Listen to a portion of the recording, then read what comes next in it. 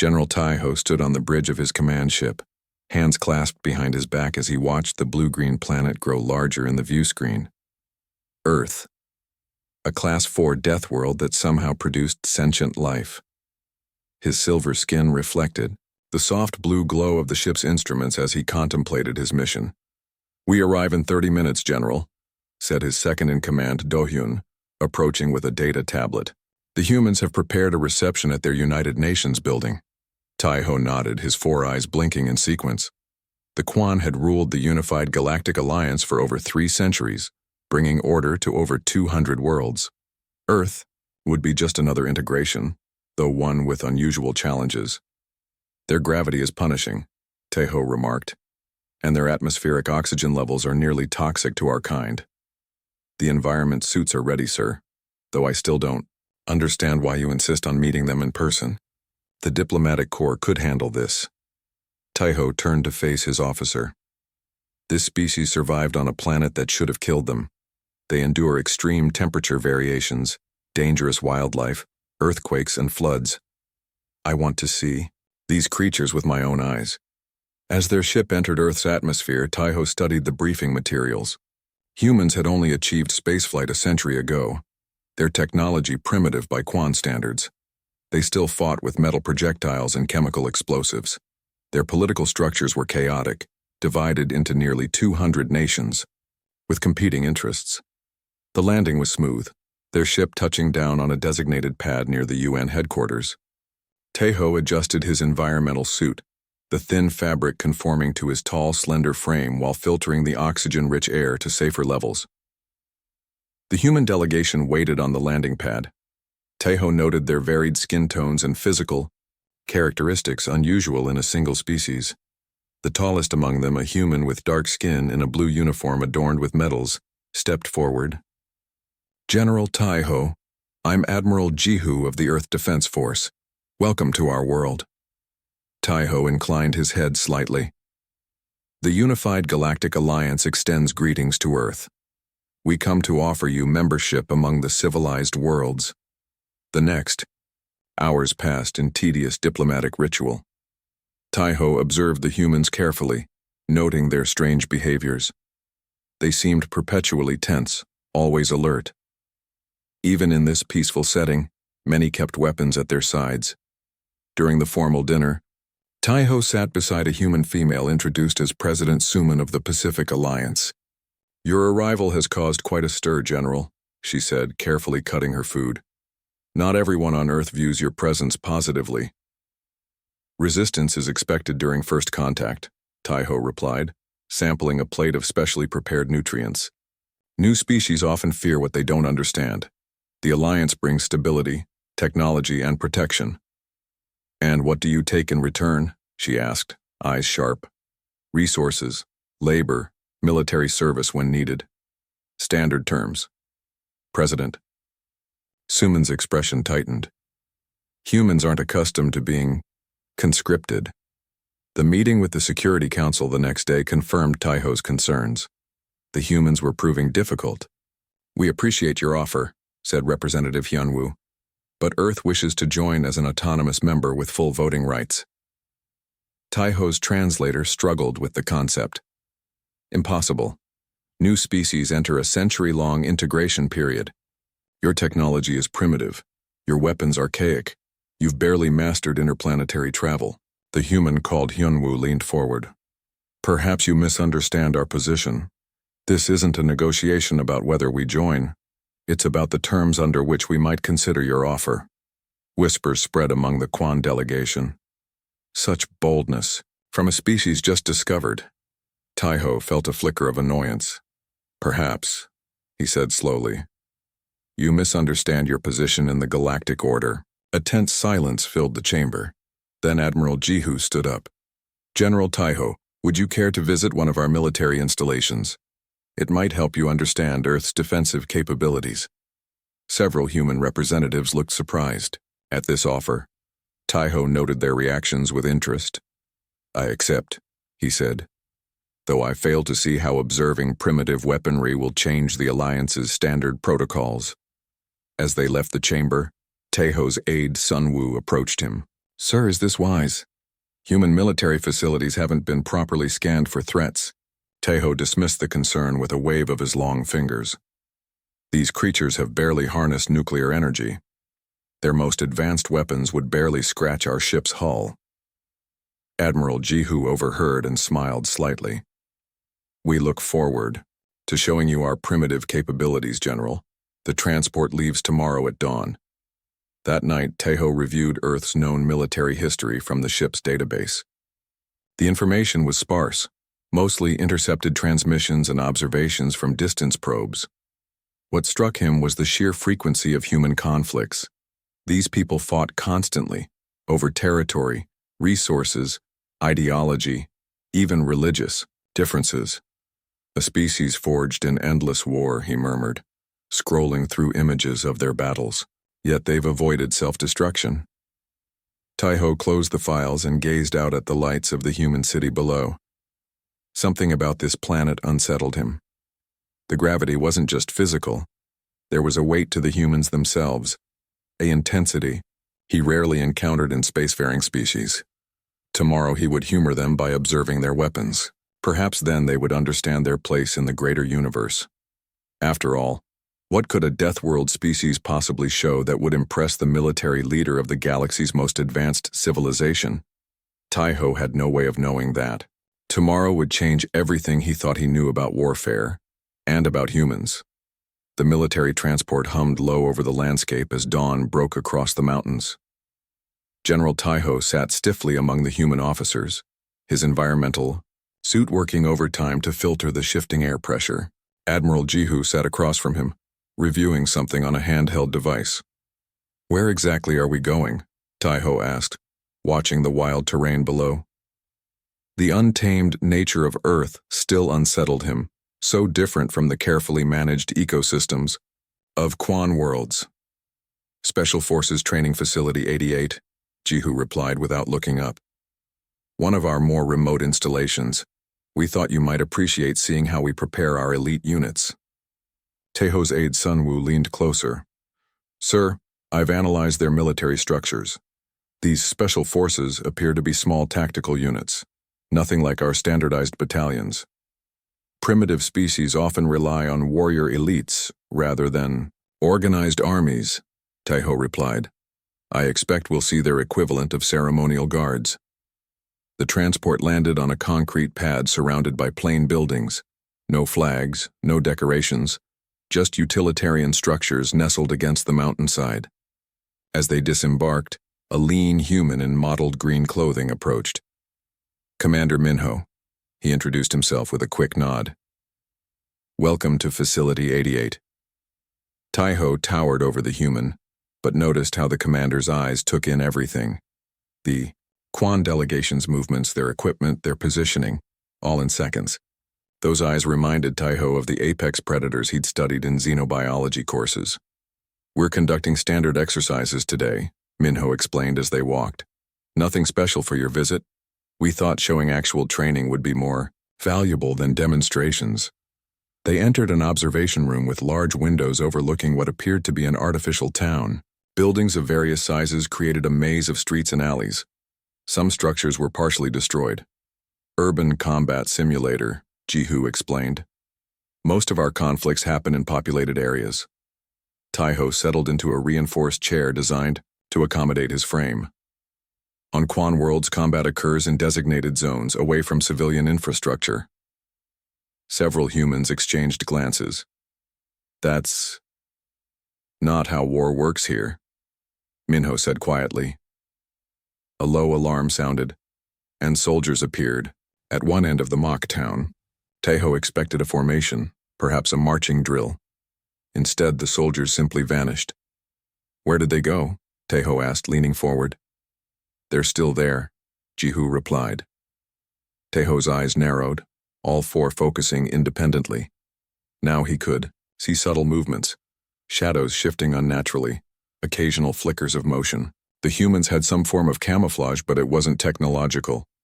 Purely physical concealment, Sunwoo whispered, impressed despite himself. No energy signatures. Suddenly, the simulation erupted into chaos. From buildings on the opposite side, other soldiers appeared, designated as enemies with red bands. The hidden humans attacked from multiple angles simultaneously. The sound was deafening, sharp cracks of their projectile weapons echoing off walls. Tiho flinched at the noise, but couldn't look away. The humans moved impossibly fast, firing weapons one-handed while running, sliding into cover, even leaping between buildings. When their weapons emptied, they switched to others without hesitation. When those ran dry, they used knives, fists, improvised weapons. They're not following any standardized combat protocol, Sun Wu noted with concern. Humans adapt to conditions, Minho said. Rigid protocols get people killed. The simulation ended in under 5 minutes. The defending team had been completely eliminated. Live ammunition, Taiho realized suddenly. Those were real projectiles. Jihu nodded. We train as we fight. But your soldiers could have been killed. 3 minor injuries today. Acceptable losses for training value. Taiho felt something unfamiliar. A cold sensation in his spine. These creatures trained with weapons. That could kill them. They accepted injuries as part of learning. I'd like to see your weapons, he said finally. They moved to another building where a human woman waited beside a long table covered with equipment. Master Sergeant Yuna, she introduced herself. Welcome to my workshop. Taiho approached the table carefully. The objects looked crude, metal and polymer constructions without the elegant design of Quan weaponry. This is a standard infantry rifle, Yuna explained, lifting a black weapon. Nothing special, just reliable. Works underwater in dust storms after being buried in mud. She demonstrated its operation, field stripping it in seconds. A child could maintain this. Many do in certain regions. Children? Taiho asked. Yuna's expression darkened. Earth has a complicated history. She moved down the table. This is more interesting. Tungsten carbide penetrators. Kinetic rounds that punch through almost anything. To demonstrate, she fired one into a metal plate. The round went through it like it wasn't there, continuing through 3 more plates behind it. Purely physical principles, she explained. No energy requirements. Taiho picked up one of the rounds. Such a simple thing. A metal slug designed to destroy. No guidance system, no power source. Yet in the right hands. And this? He asked, indicating a small device. Thermobaric grenade. Creates a vacuum, then ignites the oxygen when it rushes back in. Collapses lungs. Ruptures organs. Taiho, set it down carefully. You've designed weapons specifically to maximize suffering. Yuna shrugged. We design weapons to end threats. Sometimes that means making death certain. The tour continued to a field where soldiers were engaged in hand-to-hand combat. Taiho watched as they struck each other with full force, bodies slamming into dirt, joints bending at angles that made him wince. This is beyond training, he said. They're actually hurting each other. Pain is an excellent teacher, Commander Minho replied. These techniques come from thousands of years of human combat.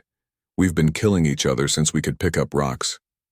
As they returned to the transport hours later, Taiho remained silent, processing what he'd witnessed. His aide approached cautiously. Sir, these humans are more dangerous than our intelligence suggested. Taiho nodded slowly. Their weapons are primitive, yes, but their application of them, the ferocity of their training. Should we recommend immediate containment protocols? Sun Wu asked quietly. The general watched Admiral Jihu speaking with his officers nearby, their faces serious, bodies always positioned for sight lines and quick movement. No, Taiho said finally. I need more information. There's something about these humans we're missing. As the transport lifted off, Taiho looked back at Facility 88, now just a cluster of buildings against the wilderness. What he'd seen today contradicted everything he thought he knew about developing species. These weren't primitives playing at warfare.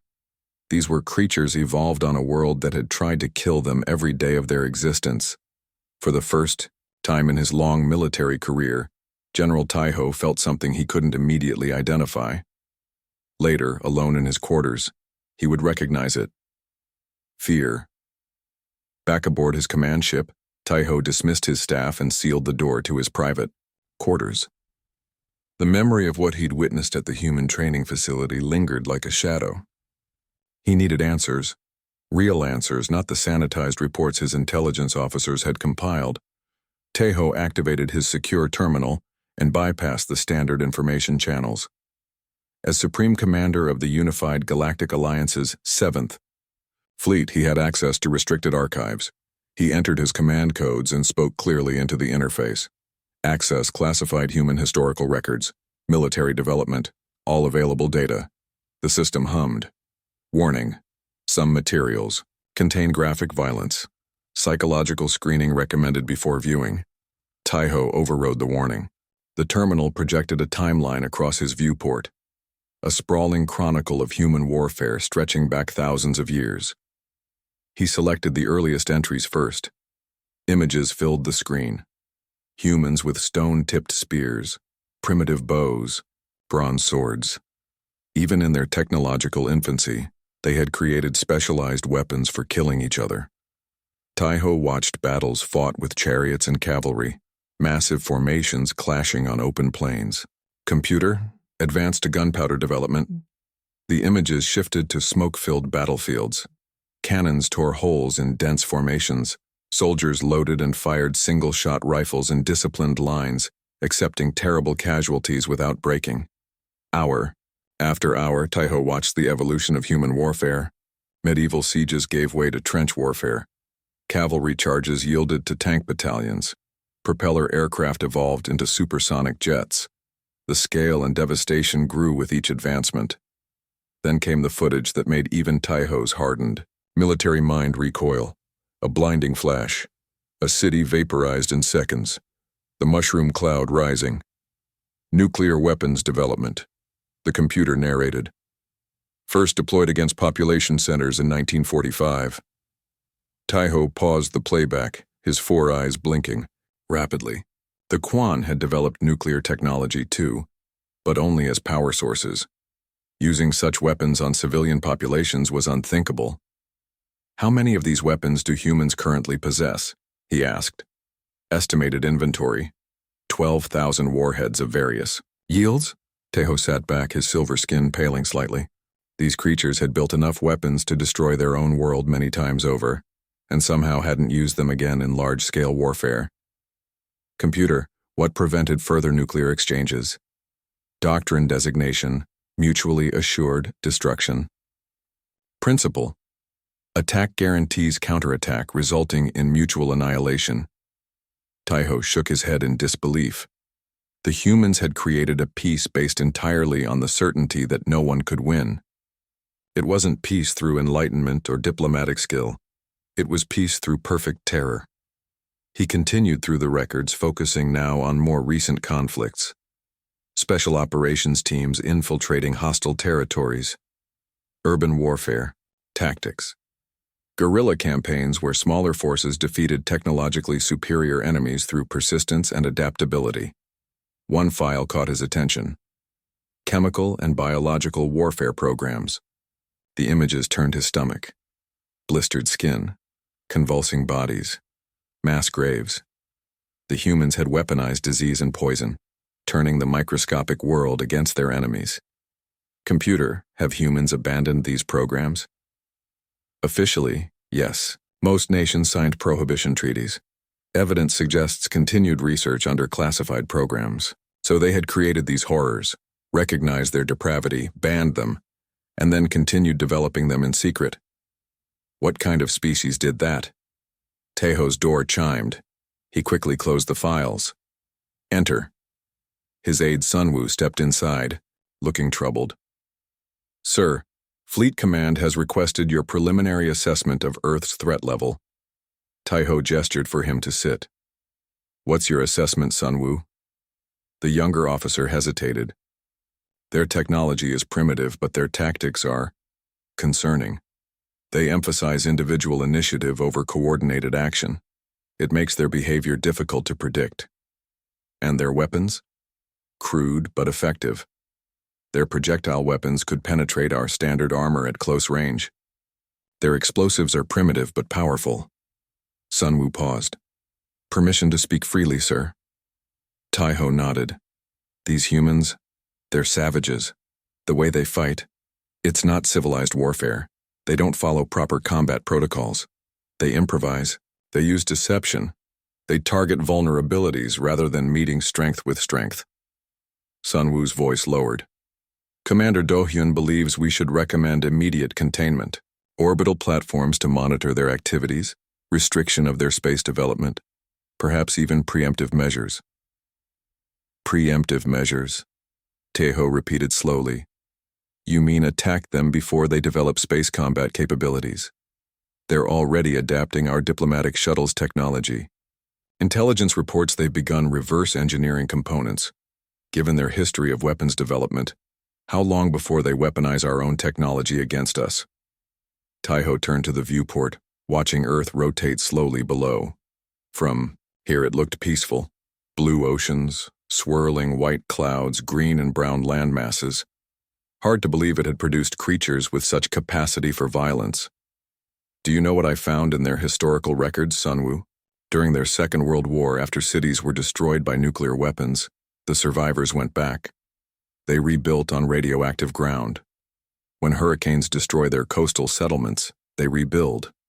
When earthquakes level their cities, they rebuild. He turned back to his aide. They don't surrender to catastrophe. They endure it, learn from it, and come back stronger. All the more reason to contain them now, Sun Wu insisted. Tai-Ho shook his head. I'm not convinced. We need more information. After Sun Wu left, Tai-Ho returned to the records. He searched for philosophical texts on human warfare, finding an ancient volume titled The Art of War. One passage stood out. If you know the enemy, and know yourself, you need not fear the result of 100 battles. The problem, Tai-Ho realized, was that he no longer knew what kind of enemy humanity might become. These weren't just primitive beings with simple weapons. They were survivors of a world that should have killed them, creators of terrible weapons, who somehow hadn't destroyed themselves, warriors who trained by actually wounding each other. Tai-Ho closed the files and stood at the viewport again, watching night spread across Earth's surface, city lights glimmering like stars on the dark. Side. Computer. Send message to Admiral Jihu. Request private meeting tomorrow. No staff, no recordings. He needed to understand these humans better. Because if the Unified Galactic Alliance mishandled first contact with Earth, Tai-Ho was beginning to suspect that humanity wouldn't simply accept defeat like other species had. They might actually fight back. And based on what he'd seen today, he wasn't entirely confident about who would win. Admiral Jihu arrived at the orbital docking station precisely on time. Tai-Ho had arranged for them to meet in a small diplomatic chamber, neutral territory, away from both the command ship and Earth facilities. As the airlock cycled, Tai-Ho dismissed his security detail with a gesture. You came alone, Jihu observed as he entered, noting the absence of Quan officers. As did you, Tai-Ho replied. Please, sit. The human took the offered chair, his posture, relaxed but alert. Tai-Ho had begun to recognize the subtle signs of human readiness, the slightly widened stance, the hands positioned for quick movement.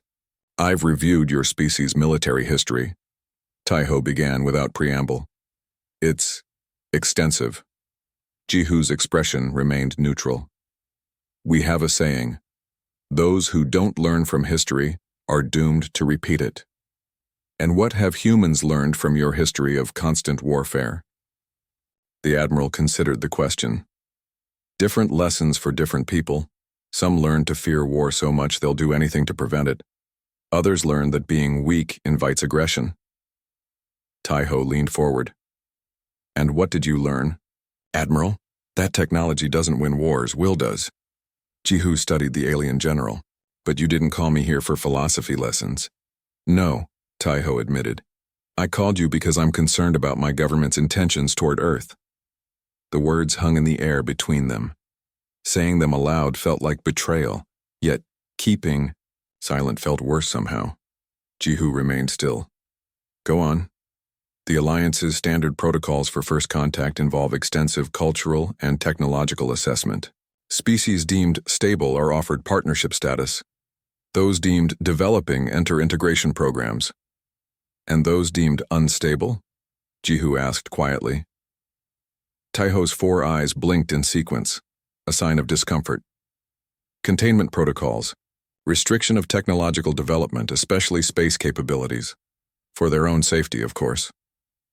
Of course, Jihu echoed, his tone making it clear he didn't believe that justification. The problem, Taiho continued, is that these assessments typically take years. In Earth's case, a recommendation has already been prepared.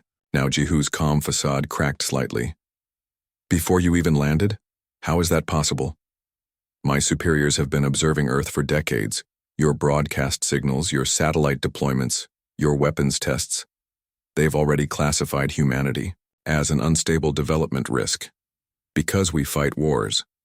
Because you fight wars with increasing technological sophistication while maintaining aggressive territorial instincts. Taiho paused. The containment recommendation includes orbital monitoring platforms and restrictions on further space development. Jihu's eyes narrowed. Meaning you'll put us in a cage. It's viewed as a protective measure. Even to Taiho, the words sounded hollow now. And if we refuse this protection? Taiho said nothing, which was answer enough. Jihu stood and paced the small room. So this diplomatic mission was theater. Your government already decided Earth's fate. Not entirely. My assessment still carries significant weight. And what will your assessment be, General? Taiho hesitated. Everything in his training told him to follow protocol, to trust the wisdom of Alliance leadership. Yet what he'd seen on Earth troubled him deeply. 2 days ago I would have endorsed containment without question, he admitted. But now I'm not so certain. A notification chimed on Taiho's communicator. He checked it, his expression darkening. What is it? Jihu asked. A priority communication from command. Admiral Jiwoo will be arriving in Earth orbit tomorrow with the 7th Fleet. Your entire fleet? Why? Officially to participate in formal welcome ceremonies. Taiho stood, towering, over the human. Unofficially to implement containment protocols if necessary. Jihu's hands clenched into fists. You're planning an invasion. No, Taiho said firmly. But others might be. Admiral Jiwoo has been advocating for more decisive measures regarding developing worlds. You mean conquest? The Alliance doesn't conquer. We incorporate. Against a planet's will? That's conquest, whatever name you give it. Taiho couldn't disagree. The uncomfortable truth was that the unified Galactic Alliance had grown increasingly aggressive in recent centuries. Species that once would have been left to develop naturally were now guided into the galactic community, always for their own good, always for stability and peace. I need to return to Earth immediately, Jihu said, moving toward the door. Wait. Taiho reached into his uniform and removed a small data crystal. Technical specifications for our defense systems. Shield frequencies, weapons configurations, sensor blind spots. Jihu stared at the offered crystal. Why would you give me this? Because I've reviewed your history, Admiral. If the Alliance attempts to force containment on Earth, your people will resist. Without this information, that resistance would be futile and costly. The human took the crystal carefully. This is treason against your government. Perhaps. Taiho's inner eyelids flickered, the Quan equivalent of a sad smile. Or perhaps it's loyalty to principles the Alliance has forgotten. As Jihu prepared to leave, Taiho added, There's something else you should know. Our scans detected unusual radiation patterns from your moon. Military installations, I assume? Jihu's expression revealed nothing. The moon? Just scientific outposts. Then, you've hidden them well, Taiho replied. If conflict comes, use them sparingly. Surprise may be your greatest advantage. After the human departed, Taiho remained in the diplomatic chamber staring out at Earth below. His communicator chimed again, Commander Doyun requesting his presence on the command deck. The pieces were falling into place. Admiral Jiwoo arriving. With the fleet, containment protocols prepared before assessment. The classified designation of Earth as an unstable risk. This wasn't standard procedure. This was something else, something that violated the principles the Alliance claimed to uphold.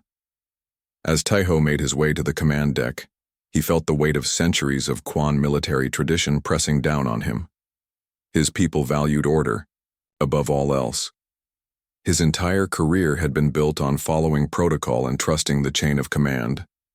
But what he'd learned about humanity had shaken that trust.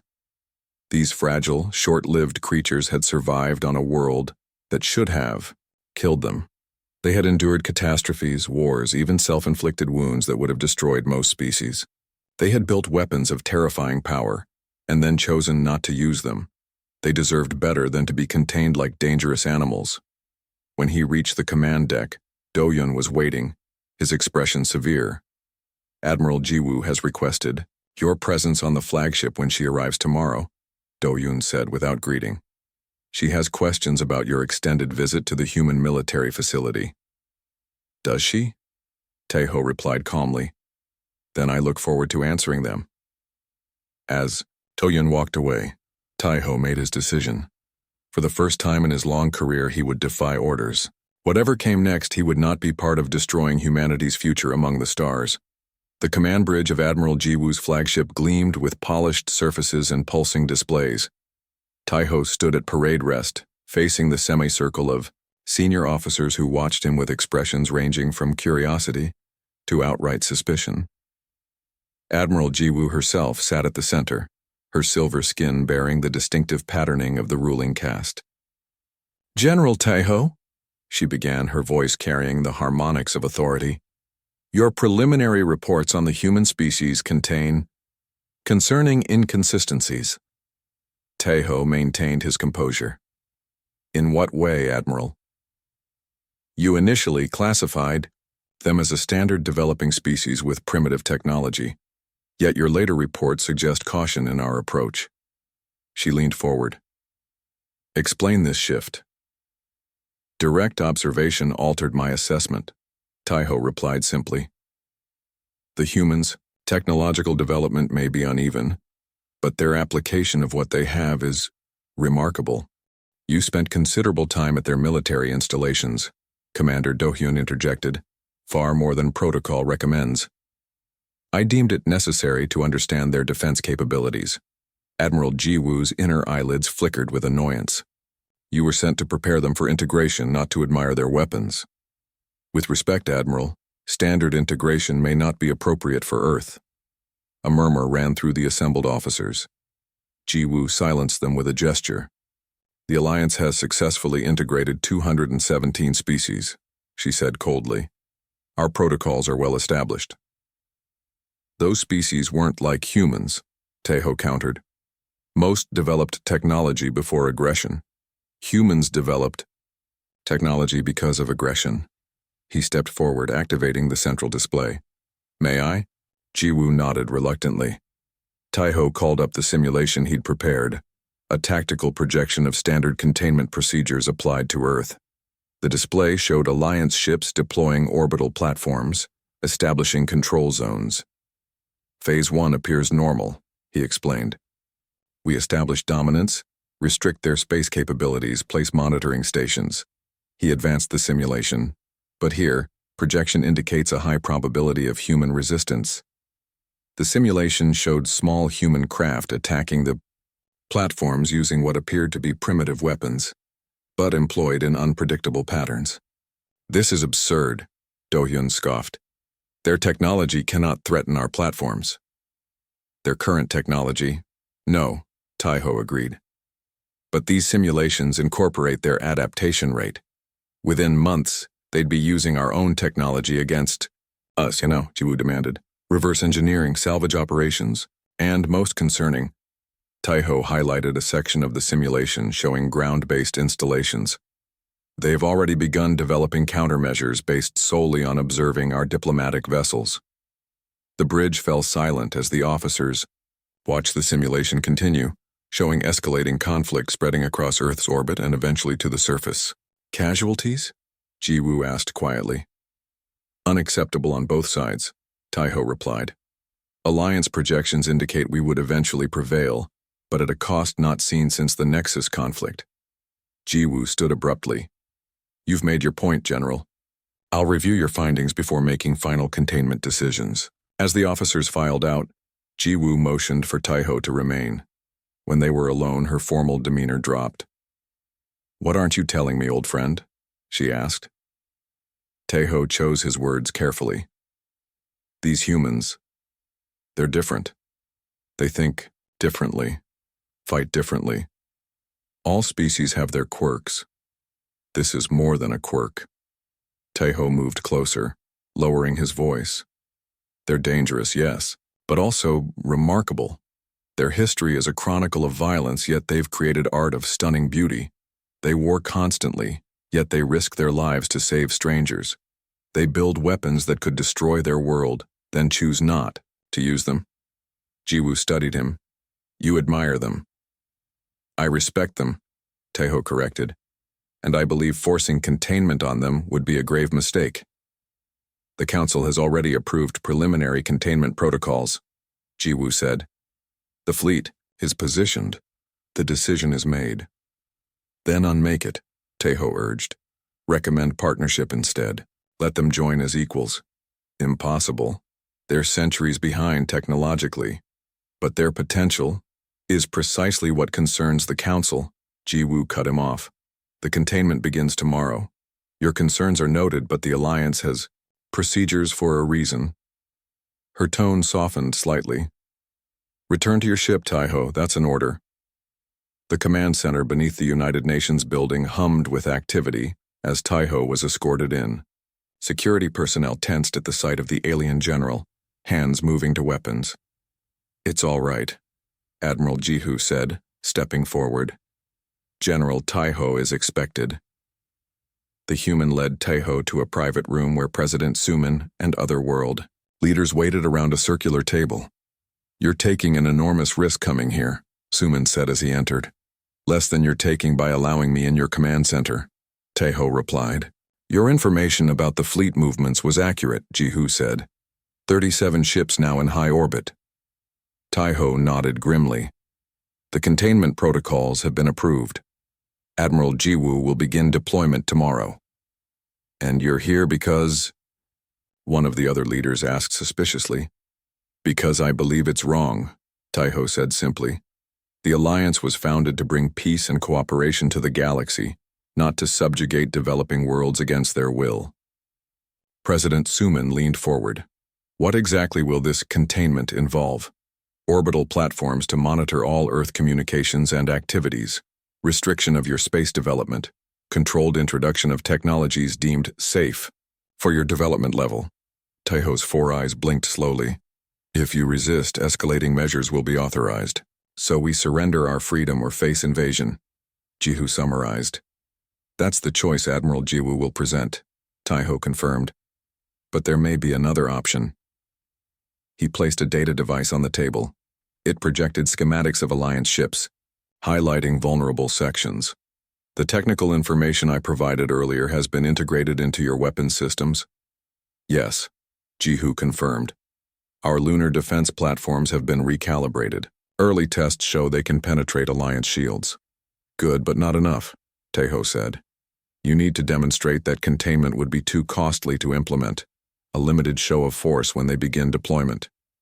You're suggesting we attack your own people? President Suman asked. I'm suggesting you defend yours, Taiho replied. There's a difference. The room fell silent as the human leaders exchanged glances. And what about you, General? Jihu finally asked. Where will you be when this limited show of force occurs? Taiho straightened to his full height. I've made my choice. I request asylum on Earth. The words hung in the air. The formal declaration of his treason. Why? Suman asked. Why betray your people for hours? Taiho looked around the room at these strange, fragile creatures who had survived on a world that should have killed them. Because what I saw in your training facilities wasn't just weapons or tactics, he said quietly. I saw determination, ingenuity, courage. The Alliance has grown complacent with power. We've forgotten what it means to struggle, to adapt, to overcome. He touched the projection, bringing up an image of Earth. Your world created you through adversity, made you strong through challenge. The Alliance would take that from you, make you dependent and obedient. He shook his head. That's not peace, that's extinction. Admiral Jihu extended his hand. A human gesture Taiho had learned meant trust. Welcome to Earth, General. 3 days later, Taiho stood beside Jihu in the Lunar Command Center, watching as the Alliance deployment ships approached Earth orbit. The moment of truth had arrived. Platforms in position, a technician reported.